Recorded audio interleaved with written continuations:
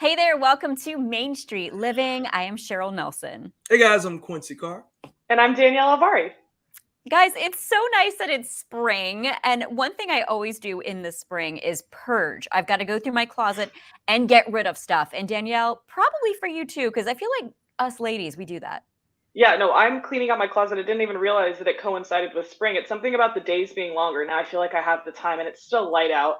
Cheryl, did you purge your house? I see that you're not in it. Are we? Oh, yes. So I believe it or not, I'm in New York City and I'm going to be here for a little bit.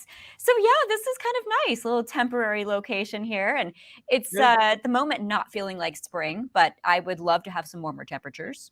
Yeah. Well, can you tell that couch to stop copying my outfit, please? I thought I was the only original wearer of this color. Well, you're both wearing spring colors. I love all the spring changes that are made. And we have lots of exciting spring things to talk about in today's show. Oh, yes, it should be a lot of fun, guys. We are excited for that. And Quincy, I was wondering where that pillow went. I think you took it. So we've got more Main Street Living coming up next.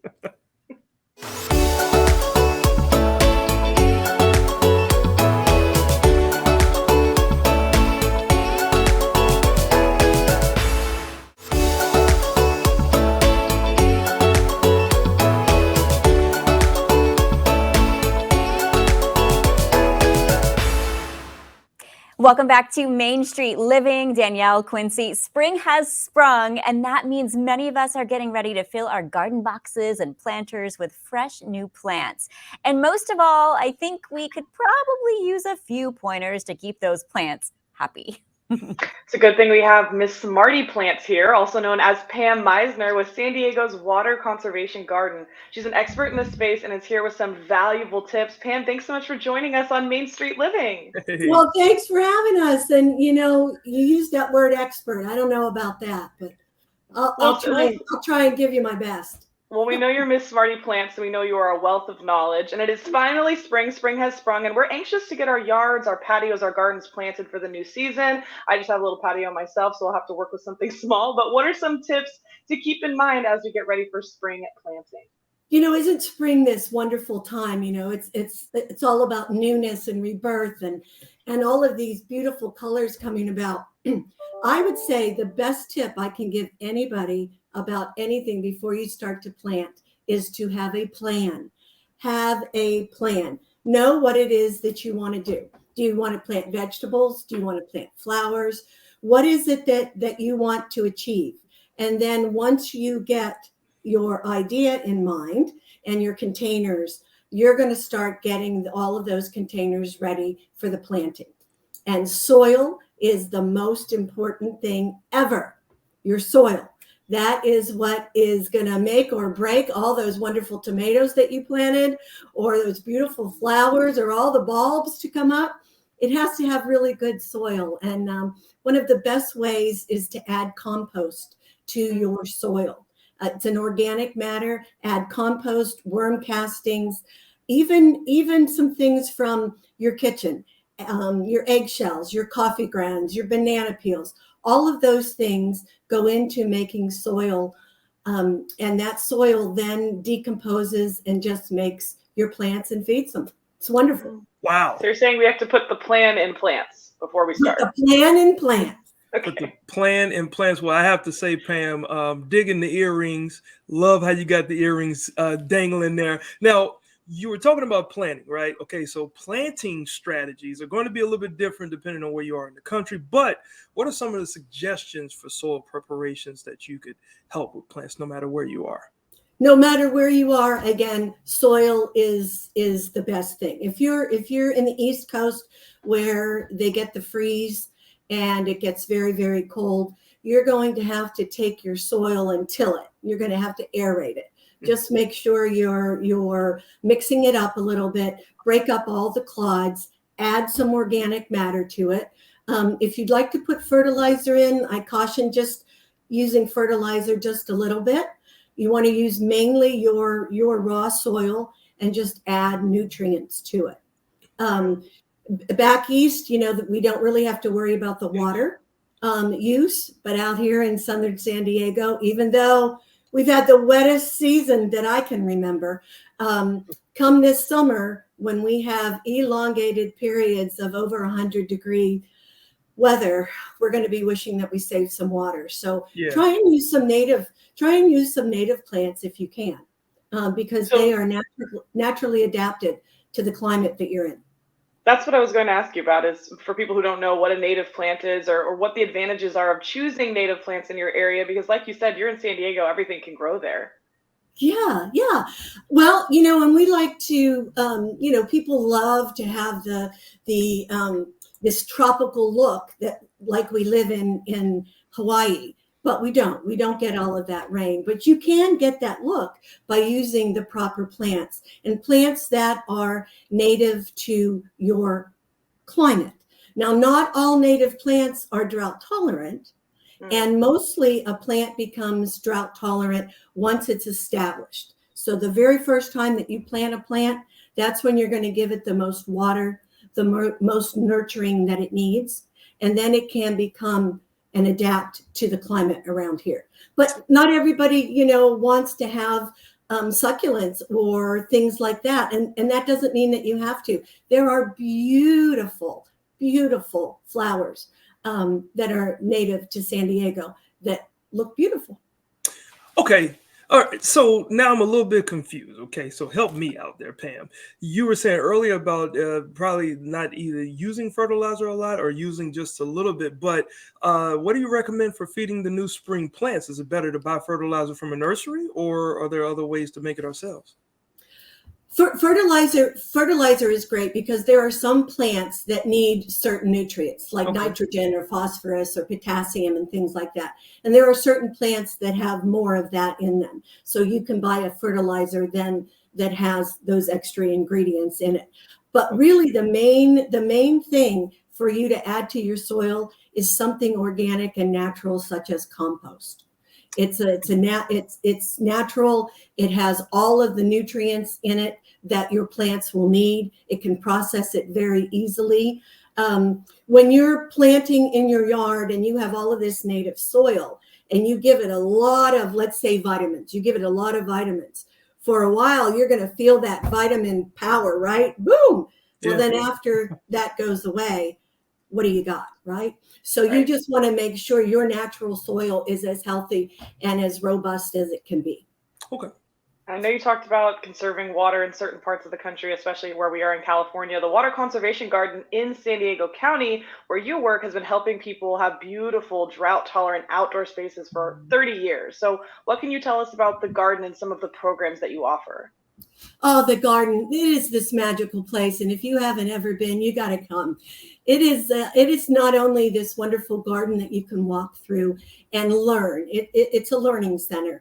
And what it does is it shows you by doing how to change your landscape from heavy water use to a low water use landscape and still retain all of the beauty, all of the color, all of the vibrance that you can have.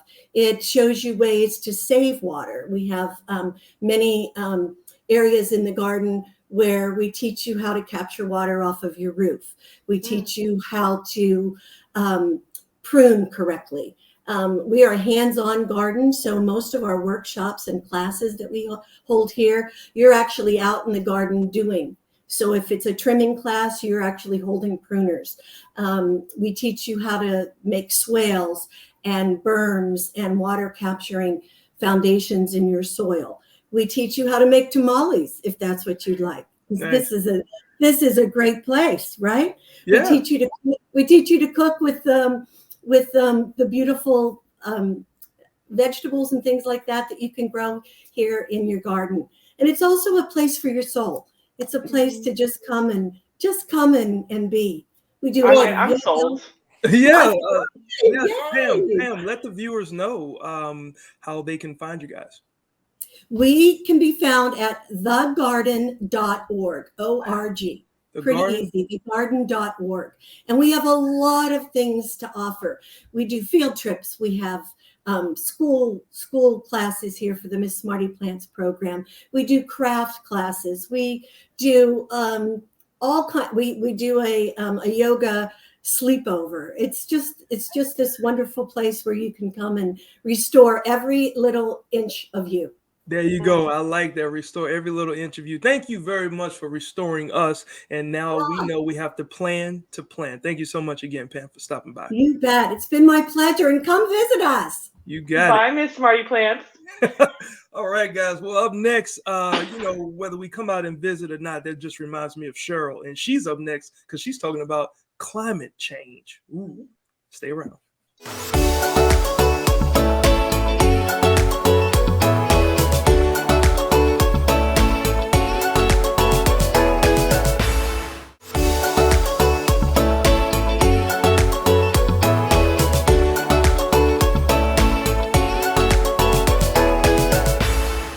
Welcome back into Main Street Living. Now, as you guys know, I'm based in LA. The weather and the rain we've been getting in California the past few months is definitely a change from the norm. I know Cheryl is out in New York now. I've been out in New York a couple times for work as well, and it was a very warm February as well. Yes, and you've had the atmospheric rivers out in California. So one storm after another with that jet stream diving right into the West Coast. And you're right, we're seeing the impacts of climate change all around the country and really all around the world too. That's right. Well, Cheryl, we both understand that you were able to talk to a climate activist, okay, while you were in South Lake Tahoe a few weeks ago for I believe it was the Operation Sierra Storm Weather Conference, right? Yeah. Well, let's hear what you had to say. Let's talk about climate change and why don't Americans, many of them, actually know what it is? Well, because the fossil fuel industry spread a lot of propaganda about it to say that scientists don't agree that humans are heating the earth by burning oil, coal, and gas. So a lot of people are confused about it, but that's what's happening. The science is clear. Our pollution is trapping heat on Earth that is making the Earth hotter, and that doesn't always result in heat waves. Sometimes it just results in climate chaos and lots of crazy weather, which we have been having. And I know a lot of people, when it comes to climate change, not many of them are very worried about it. This also came out in that survey. 35% were not really worried about it. Why is that? Why are they not worried? Well, 35% are worried about it, but they're not worried about it enough. They don't rate it as a very high priority. Well, frankly, a lot of the reason is that the media doesn't talk about it a lot. People don't hear about it very often.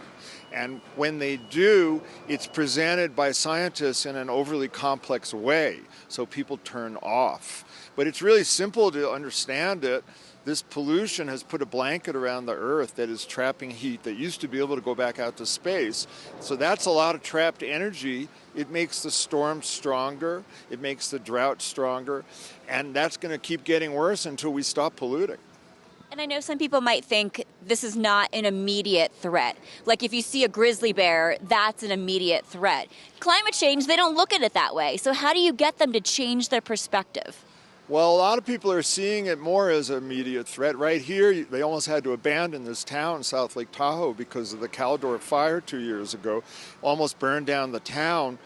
You know, the impacts of the mudslides and all the wildfires in California, the stronger hurricanes in the Gulf Coast and in Florida. This is getting worse, and we can still avoid the worst, but we have to hurry up and do something about it. So when you say do something about it, what do you recommend to our viewers? What's something that they can do? Well, the main thing you can do is get your government officials to take it seriously and act on it and stop listening to the oil, coal, and gas companies and the vested interests. This is a collective action problem. But people can put solar panels on their roof. They pay for themselves. You can get them for no money down in many states. You can switch your heating to a high-efficiency electric heat pump. That'll save you a lot of money. You can get an electric car. They're soon going to be cheaper than regular cars, and they're a lot more fun. So there are things people can do, but ultimately, we have to do this together. Oh, we love when Cheryl is out in the field. We love getting her out there and getting her meteorologist hat on, of course, interviewing here. And I love that your guests are always so passionate about what they're speaking about. Oh, David Fenton was amazing. He gave an incredible presentation at that Operation Sierra Storm Weather Conference in South Lake Tahoe. And you can find even more information on their website, newclimatevoices.org. That's absolutely amazing. Thank you, Cheryl. As always, incredible reporting. But don't go anywhere, because coming up next, we're going to visit a bank that is making their community better.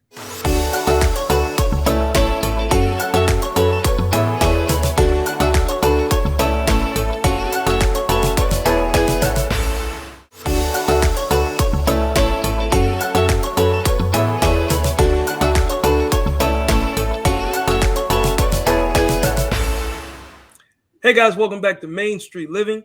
Danielle, Cheryl, doing business in a community that makes you a part of the community. And small fact here, if your business is going to thrive, that means that your community is going to thrive as well. Yeah, Q, that's a good point. And HarborOne Bank in New England has been committed to making its community stronger for more than 100 years. I love this. And Jennifer White and Jamie Omashore are here to tell us more about that. Welcome to Main Street Living. Good to have you here. Oh, pleasure to be here. Thanks for having us. Of course. So, Jen, we wanted to start with you. Could you give us a little overview of HarborOne Bank? Sure. 100 years old, an institution based in Brockton, Mass, and with deep roots in the community and all about relationships. You know, many of our customers have been with us for generations. We started out as a credit union, became a bank, and in 2019 became a public bank, which makes us well capitalized and ready to put that capital to work in the community. Yes, and Jamie, I love it when businesses, they really get engaged with the community. So tell us about some of the ways that HarborOne is engaging with the local community. Sure. So investing in our community is one of our top priorities here at HarborOne. And we partner with the community in local sponsorships, whether it's a breast cancer walk or the Pride Parade events, which helps have our employees engage locally as the core of what we do here in the organization. And I've been honored to be part of the talent development program at URI, which provides support to the incoming freshman class, and it helps them succeed within their financial literacy classes. And that's so important, especially as you're just getting into college and having to manage money for the first time. I can tell that you're both involved in a lot of different programs. Jen, can you tell us about the HarborOne Foundation? Sure. The HarborOne Foundation allows us just to go a little bit deeper with our community partners. Since its inception, it's invested over $1 million in community-based organizations serving underserved and low and moderate income populations across the state. Focus areas include education, housing, and basic needs. So Jen, can we get more specific about that? Because I know there are a lot of needs. So this is really important what you're doing for the community. What are the most pressing needs, would you say, in Rhode Island that HarborOne is working on? Yeah, one of the big challenges, and COVID made this, incredibly difficult for so many Rhode Island families, is the issue of food insecurity. The statistics will blow you away. We have two great partnerships in the Rhode Island Community Food Bank, as well as our friends over at Meals on Wheels. But statistics tell us that 1 out of 3 households in Rhode Island is food insecure, and those households with children are it's almost 40% of those families are food insecure. And the work of the community food bank is incredible. They are serving 15 million pounds, or have about 140 partners, and distributing over 50 million pounds of food per year. Our friends at Meals on Wheels are, delivering nutritious meals to seniors across Rhode Island, but also providing that critical health check and trying to really reduce the isolation for seniors. So the work of these community partners is incredible and so needed. And again, we're proud to support their efforts for a long time now. Yeah, Jen, I think when we think of banks, we think of money, of course, but are there other ways that HarborOne is able to impact the community aside from financial support? Definitely. I think what we try to do is lend as many resources as possible, whether it's time or talent. So we do a lot of hands-on volunteering. We run several community drives that try to address basic needs such as food collection or hygiene items collection. But we also lend talent. Jamie referred to it earlier, but we do a lot of financial education, financial literacy training, really trying to share our knowledge with those who might need it most. Yeah. Yeah, and Jamie, Danielle mentioned this. HarborOne is also a bank. So you're a bank, you're a wonderful community partner. But we're curious a little bit about what your business looks like right now as a bank. Yeah, so as a community bank, we're really, really relationship driven, whether it be personal or business banking. We have competitive rates, Currently, we have a 4.75 CD offer. And so stop by and visit one of the banking centers to learn a little bit more. Yeah, I know. And it's great to have a small bank like that and just get to know everybody who works in it, obviously. How can viewers get more information about HarborOne Bank if they would like to? Oh, either of you can take this. Sorry, I guess Jen. How can people get more information? Or you can check us out at HarborOne.com for all our bank information as well as our community programs. All right. That's wonderful. And I'm loving the interest rate as well, 4.75%. You don't hear that much anymore in this day and age. That's good stuff. Ladies, thank you so much for joining us. Thank you. Thank you. The dynamic duo this morning. How fun. Mm-hmm. Well, up next, we are going to continue to advance everybody here and meet a remarkable mentor.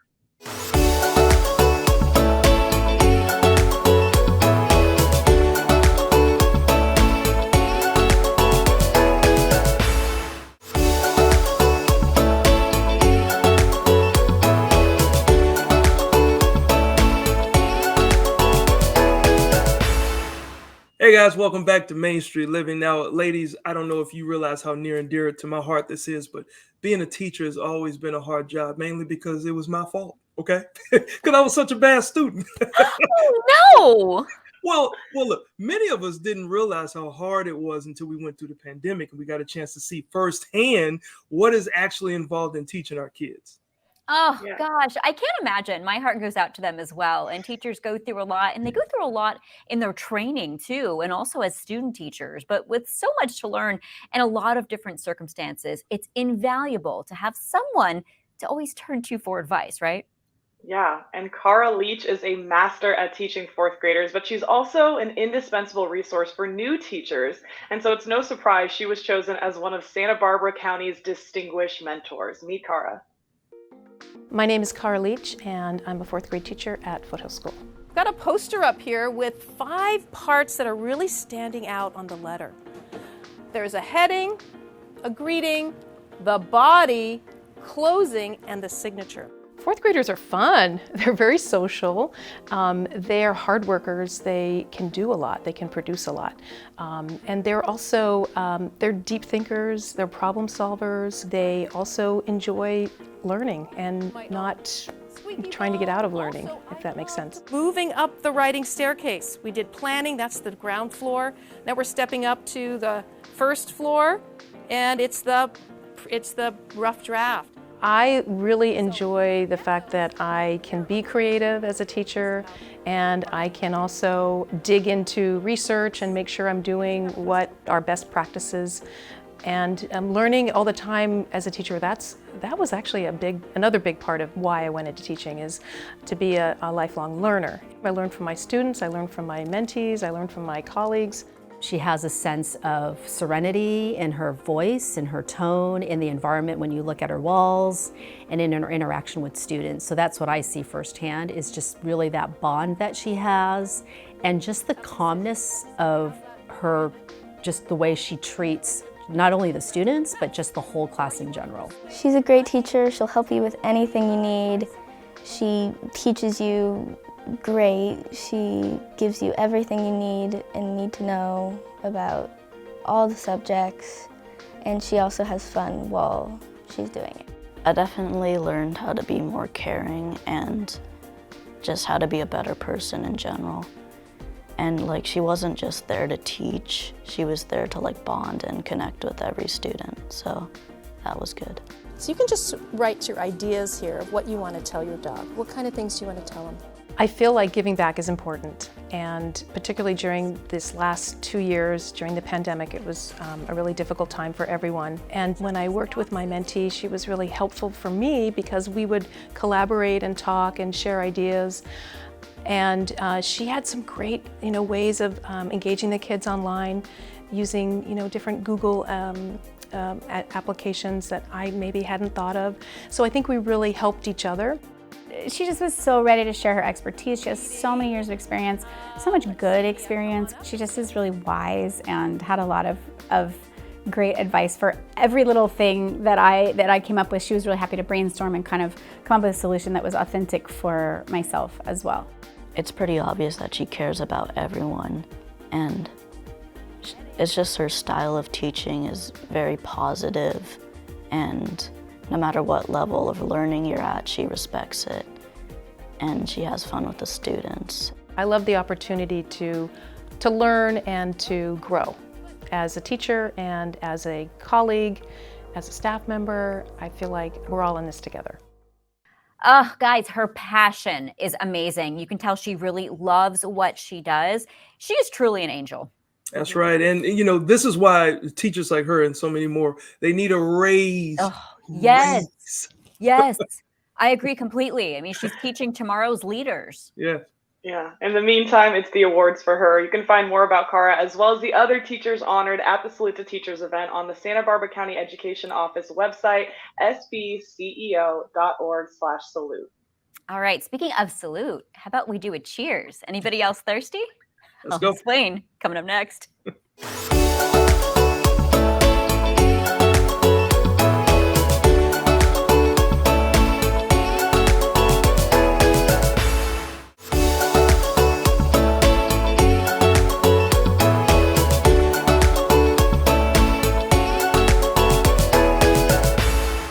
Hey there, welcome back into Main Street Living. Now, springtime, of course, is seen as a time of renewal and fresh beginnings, which makes it the perfect time to try something new. Ah, yes. And the folks over at Jones Soda are experts at trying new things, and Kurt Thompson is here to share what they are up to this spring. I'm excited about this. Welcome to Main Street Living. Thank you. Thanks for having me. Hey there, Kurt. Now, you must have understood that I ate something very dry, so now I need something to quench my thirst. Thank you so much. Jones Soda is considered a craft soda. So what exactly does that mean? Yeah, craft soda just means that we take it real seriously. We love our craft. We are a cane sugar soda, so our product is made with cane sugar, but we call ourselves a craft soda because we take our flavors very seriously. We don't just do the regular old traditional flavors of root beer and cola, though we do those really well. We bring a whole different variety of flavors to the craft soda aisle. So you mentioned the cane sugar part. Can you just talk to us about why that's so important too, that you guys use that? Yeah, well, we think that cane sugar is the way that soda should be. So a lot of companies choose to cut costs by using high fructose corn syrup, but we use real cane sugar. And we think that makes our soda taste best out of all the different flavoring options that are out there. Right. You have so many flavoring options. We know you continuously come out with new and interesting flavors. What have you got for us this spring? Yeah, well, flavor innovation is part of our thing. So this spring, we are excited that we have 2 new flavors. They are our key lime pie flavor and our sugar cookie flavor, and they're all dressed up for Easter. Oh, cute. Ooh, and you were kind enough to send us some samples of those new flavors. We all have them. So, guys, I think we should do a tasting, kind of like a wine tasting, but this is new and fun. So when we try these, what should we try first? And what flavor note should we be getting out of these 2 sodas? Yeah, why don't we go with the key lime pie first? And I've got one here in front of me as well, so I'm going to taste it with you. All right. Oh, here we go. All right. Okay. See, I'm a fan of key lime pie. Oh, that's good. Wow. Period. And this They nailed it. Oh, Yeah. it's like dessert. Yeah. This is I like want back for more. Yeah, so you should be getting the flavor of key lime pie, but after you get the key lime pie, there's a little bit of a vanilla cream flavor and also a little bit of graham cracker in there. Yes. I taste the crust too. I was just about to say that because I'm a crust fan of the key lime pie as well. This is I'm a fan of sugar cookies, so I want to try the sugar cookie one. Yeah. Wow. Okay. Yeah. Let me try the sugar cookie one. And while we try that, sir, can you inform us as to who comes up with the ideas for the new flavors? Well, that's a great question. And most of our flavor suggestions come from our fans. We have a spot on our website where people can submit their favorite flavors, and we get tons of submissions, thousands of submissions, and all kinds of great ideas. And that's where the idea for Sugar Cookie came from. Actually, it was a fan who submitted it, and we reviewed it, and we did a formulation, and came out with Sugar Cookie flavor. Oh my God, I like this one. I do too. What are the flavors in this one? It almost reminds you of cotton candy in a way. Yeah, it Yeah. does. It's a little bit cotton candy with the vanilla, but you also get, that sort of the note of the baking notes, the notes of the actual cookie itself, and then a little bit of the frosting is where you get that vanilla flavor. Is there anything you can do with these recipe-wise? Maybe make a dessert out of the dessert soda? Yeah, you can, of course. So there's a couple of things that you can do. The most obvious is we love doing ice cream floats of any kind. So a real simple recipe is just take a Jones soda, put some ice cream on top of it, and you got an ice cream float. But you can also, we were surprised to learn that you can also bake with Jones. It's really easy to take just regular old cake mix and mix in a bottle of Jones soda and bake a cake with just 2 ingredients. Ooh, and Danielle is our resident baker. So I think Danielle should try that out and tell us how it is, because this is so fun. And something else I love about this, another great option with Jones Soda, is the ability for you to make custom labels for different events. So to me, it sounds perfect for weddings, bachelorette parties, graduations. How does all that work? And can you mix it with alcohol? Yes, I'll take the easy one first. You can mix it with alcohol. But for celebrations of any kind, we have a program on our website, jonessoda.com, where you can customize your own bottle of Jones. So we have some pre-made templates where you can go in and create a bottle for graduations, for weddings, for birthdays, for all different occasions, and customize every element of it. Put your own picture up, put your own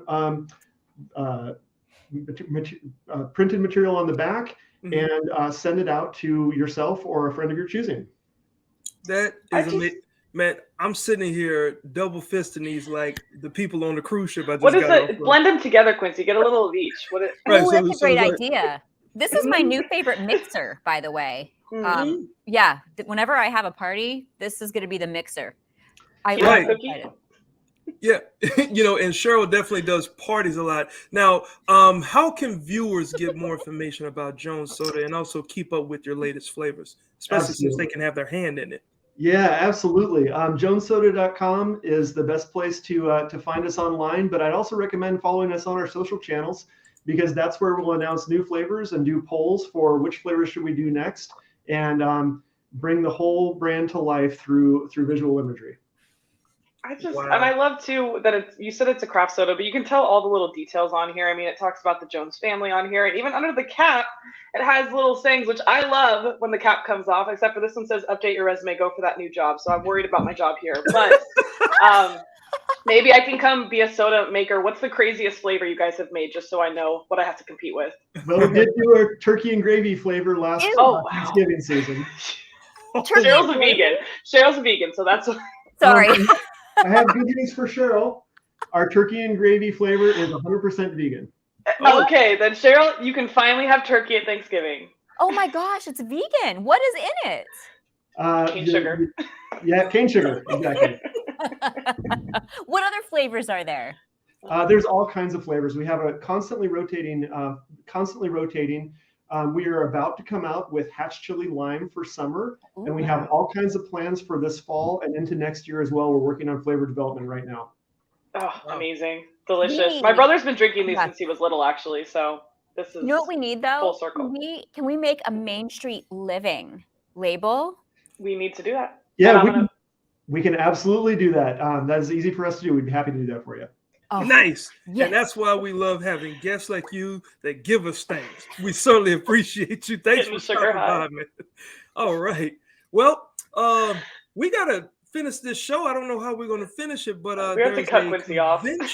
There's a convention that makes beautiful music coming up next. Kind of like drink up.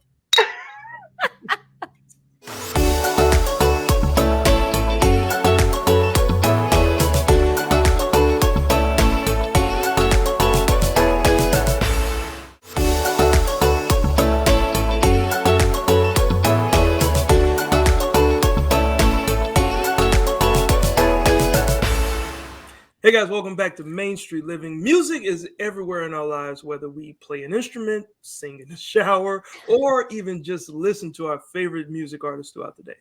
I sing in the car too, and music has the power to uplift our mood, reduce stress, and raise creativity. And yes, there are studies that show music even makes us smarter. Well, the National Association of Music Merchants, or NAMM, will be holding their annual convention in Anaheim, California this April 13th through the 15th. Here's a look inside last year's very harmonious event.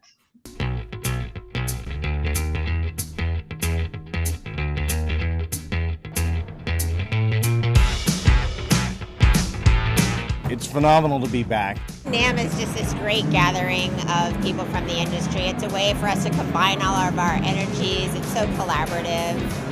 It's refreshing. You know, this is where we come to meet people, see the emotion, you know, connect with everyone, and that was missing for so long.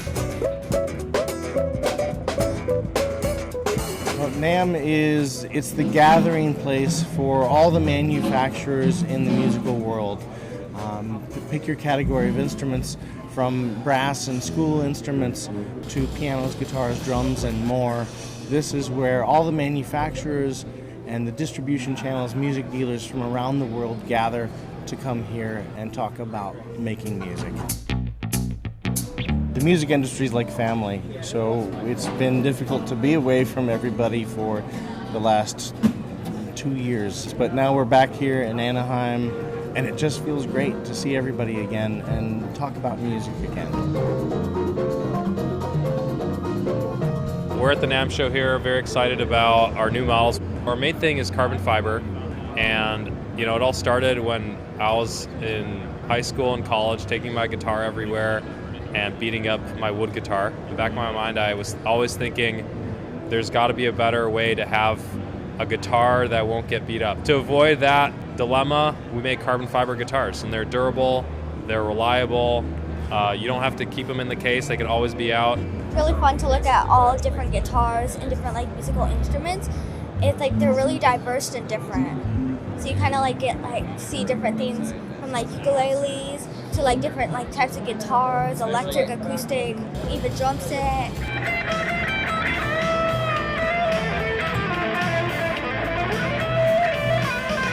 So for us, a Positive Grid, you know, coming here, it's a way to talk to customers, get their reactions, really build upon, you know, what we've been doing, you know, in the virtual world and bringing it into reality. I think it's attended quite well. Our booth has been packed, and I've walked around and I've seen a lot of people, and they're excited. You know, people I haven't seen for a long time, or just new folks that I haven't met before are excited. I don't think there's anything like it, because we bring almost our full line, and it's one of the only places where that's available to go through and really find an individual instrument.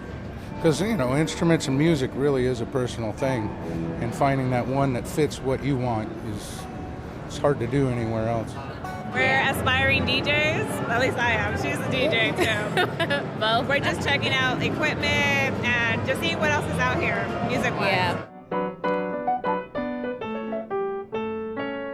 It's really beneficial to be here as well as online. I mean, to get people to come and experience the products in person is really fun. It's great to meet with the media and the retailers and everybody out in the world. But we've also had a focus at this NAMM show to just generate a ton of content that we'll be pushing out and just really look at the NAMM show from all angles, all possibilities. So, you know, it's not just about being here, which is a great thing, it's a great energy, but it's about what can we do around it and how can we expand on that. We're just looking forward to NAMM next year as well. Looks like April, and we're already making plans for that one. Good stuff. And you can find out more information about the National Association of Music Merchants and how to attend this year's convention on their website, NAMM.org. Straight ahead, more of Main Street Living. Stay right there.